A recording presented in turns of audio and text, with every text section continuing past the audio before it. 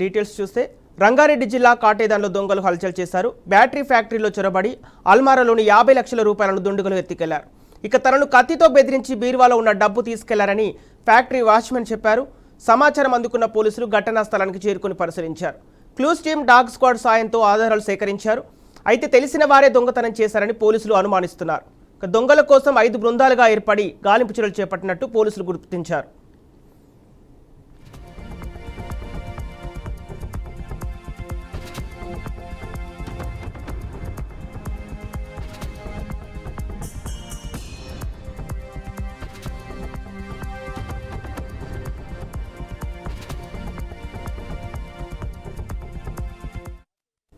Breaking news చూస్తున్నాం. రంగారెడ్డి జిల్లా కాటేదాన్లో దొంగలు హల్చల్ చేశారు.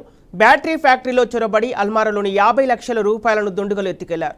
ఇక తనను కత్తితో బెదిరించి బీరువాలో ఉన్న డబ్బు తీసుకెళ్లారని ఫ్యాక్టరీ వాచ్మెన్ చెప్పారు.